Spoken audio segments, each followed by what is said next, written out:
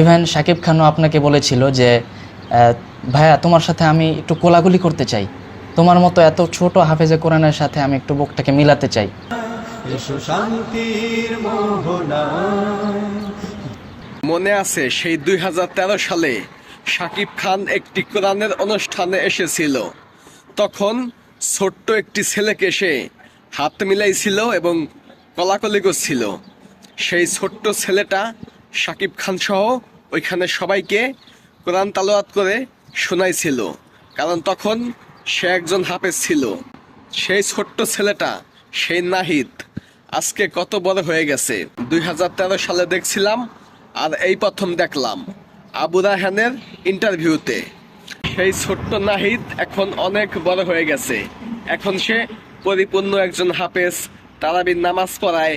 যদি এখন আবার শাকিব খানের সাথে তার দেখা হতো, সেই মুহূর্তটা দেখতে পারলে খুবই ভালো লাগতো। কারণ আমরা জানি আমাদের শাকিব খান ধার্মিক একজন মানুষ। যদিও সে সিনেমা করে, এখন এটা ফ্যাশন, এটা পেশা হয়ে গেছে, এই জন্য এটা এখন ছাড়তে পারে না। কিন্তু শাকিব খান কিন্তু ধর্মীয়ভাবে খুবই সিরিয়াস। সে নামাজ পড়ে, রোজা রাখে। এটা তার আশেপাশে যেসব লোক আছে তাদের মুখ থেকে শুনছি, বা অনেকেই বলছে যে শাকিব খান শুটিং রেখে নাকি নামাজ পড়ে, রোজা রাখে, হজ করছে তো বহুবার। আলেম ওলামা হাফেজ এদেরকে অনেক সম্মান করে, এদেরকে শ্রদ্ধা করে।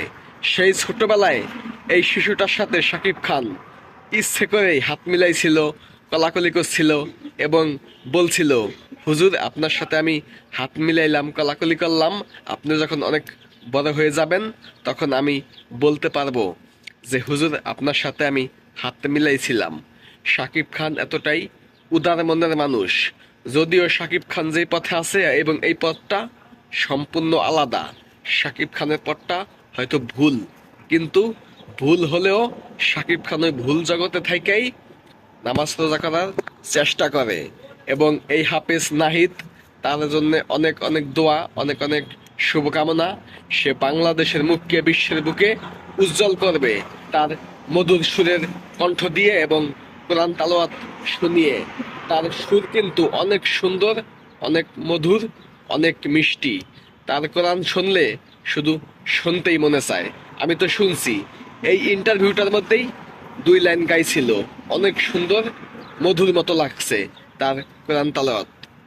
তো ভিডিওটা সবাই শেয়ার করে দিন।